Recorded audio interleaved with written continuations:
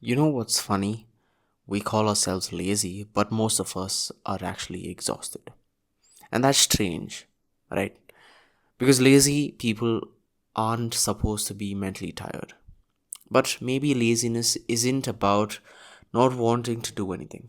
Maybe laziness is constantly calculating the effort. How long will this take? What if I fail? What if it's embarrassing? What if I'm not good enough? Ah, damn it, this sounds tiring. And before we even begin, we've already lived through the pain of doing it. So tonight's question is this: what if laziness is just the habit of thinking about the cost or the effort instead of the payoff?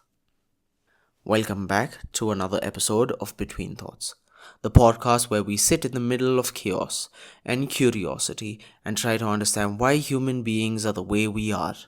I'm your host, Jonathan, and tonight we are talking about ambition, procrastination, comfort, fear, and why most of the talented people in the world still struggle to get out of bed and chase what they want. Have you ever noticed something? Sometimes the smallest task feels impossible. Replying to one message, folding clothes, going to the gym, editing that video, making that phone call, starting the assignment. Not because it's hard, but because your brain turns it into a mountain before you begin. It's like your mind becomes a terrible movie trailer. Suddenly, you need emotional strength worthy of a superhero movie. And the crazy part is, the task usually takes like 6 minutes, but the mental build up takes forever. And I think that's where modern laziness lives, not in the body, but in imagination. Because before action comes thought, and thought can either make things lighter or unbearable. You know that ambitious people do it differently. They obsess over the reward, lazy minds obsess over the effort. That's the difference. One person sees, damn, this work is going to hurt. Another sees, imagine how confident I'll feel in another 6 months. Same workout, different mental movie. There's a famous story about Michael Jordan. People think he was naturally obsessed with hard work, but former teammates around him used to say or used to talk about how Jordan made everything very personal. Everything became emotional fuel. If somebody scored on him, he remembered it. If someone doubted him, he remembered it. If he lost, you damn sure he's gonna remember it. Now imagine this psychologically. Most people see the cost of training, the sweat, the exhaustion, the soreness. Jordan saw something else. He saw domination, legacy, winning. The payoff was louder than the pain. That's why discipline looked easy from the outside. And it wasn't easy. The reward was just emotionally bigger. And honestly, that changes everything. Because humans don't move because of logic. We move because something feels worth it. There's this fascinating thing about Marcus Aurelius. Imagine being one of the most powerful men on earth, an emperor, commanding armies, handling politics, carrying the weight of the entire empire, and still struggling with the same things we struggle with. Getting himself to do what needed to be done. In his private writing, The Meditation, he literally argues with himself about getting out of bed. That's crazy, right?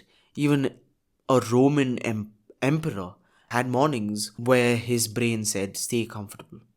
But Marcus kept reminding himself, you were made to do meaningful work.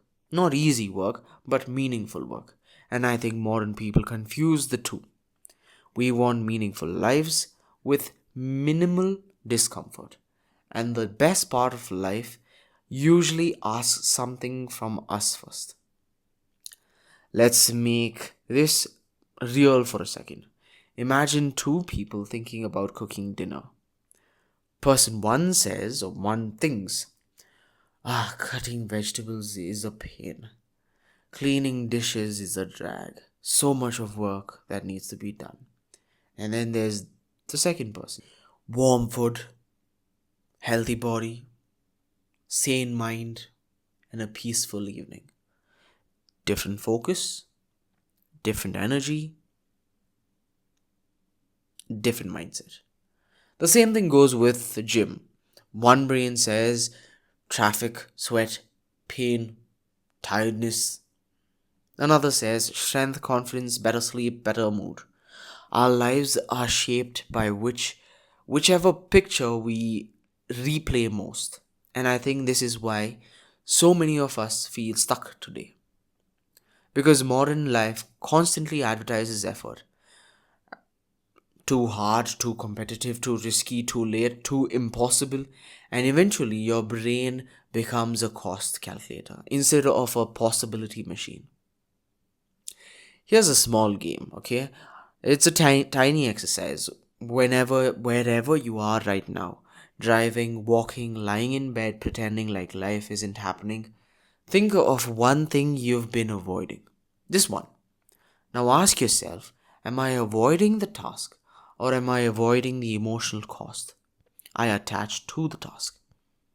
That's different. Because maybe the task isn't actually heavy, maybe the story around it is. Maybe the gym became proof I'm behind in life. The podcast became what if nobody's listening. The exam became what if I'm not smart enough. See, you get what I'm trying to say, right? The task stopped being the task. It became identity, and identity feels heavy. Comfort is dangerous because it whispers, it never screams. Nobody wakes you up and says, I am going to waste my potential today. No, it sounds much softer. I'll do it tomorrow. One more video, another nap. Let's scroll for a few more minutes. And suddenly years pass by. That's terrifying, especially when you are in your 20s. Because your 20s are weird. You're old enough to dream big, but young enough to still waste massive amount of time. And nobody teaches you how dangerous comfort can become. Because comfort feels safe, while growth feels embarrassing. Growth means being big at something publicly, and human beings hate that. Now, on the complete opposite side, there's David Goggins. And Goggins became famous for extreme discipline, running insane distances, military training, pushing himself constantly. But what's interesting isn't the physical side, it's the mental reframing. Goggins talks about taking souls, but he talks about it mentally. Meaning, he turns suffering into proof that he is becoming stronger. Again, same pain, different meaning. That's the pattern tonight. People who move forward constantly usually attach a bigger emotional reward to effort. Effort means transformation to them, not punishment. Here's something nobody likes hearing. You will not feel motivated nowadays. That's normal. Motivation is emotional weather.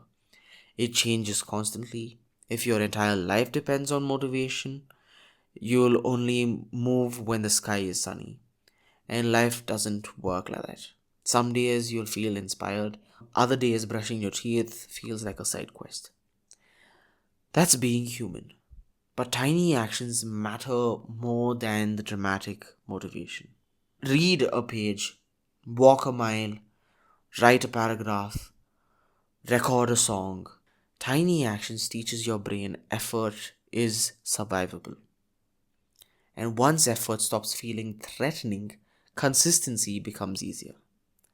Can we talk about something real for a second? Social media has made observing feel productive. You can spend 5 hours watching productivity videos, gym motivations, podcast clips, millionaire routines, and never actually move an inch. Because your brain receives emotional satisfaction from watching others succeed. Which is scary. You feel inspired without changing, and inspiration without action becomes entertainment, and that's all it becomes entertainment. You know what's underrated? Quiet payoffs. Not fame, not millions, not becoming viral. I'm talking about sleeping peacefully, feeling proud of yourself, becoming reliable, becoming healthier, respecting your own promises. Those are huge. They don't trend online. And then but they change lives. I think many people wait for gigantic rewards before taking actions. But life is mostly built through invisible victories, like the tiny ones, repeated quietly. So maybe laziness isn't always laziness. Maybe sometimes it's fear, wearing comfortable clothing. Maybe it's overthinking. Maybe it's emotional exhaustion. Maybe it's constantly staring at the mountains instead of the view from the top. Because the truth is, human beings will endure unbelievable pain if the meaning feels big enough. Parents do it for children, athletes do it for dreams, artists do it for the expression, believers do it for faith. Love makes effort feel lighter, purpose makes sacrifice feel reasonable. And maybe that's the real question tonight. What payoff matters enough to you? And that effort finally becomes worth carrying. Thank you for spending time with me tonight on Between Thoughts. If this episode stayed with you, share with somebody who's ambitious but stuck inside their own head. And maybe tomorrow, instead of asking how hard will this be, ask how beautiful could this become if I stay consistent. So until next time, take care of your mind and don't let fear disguise itself as laziness.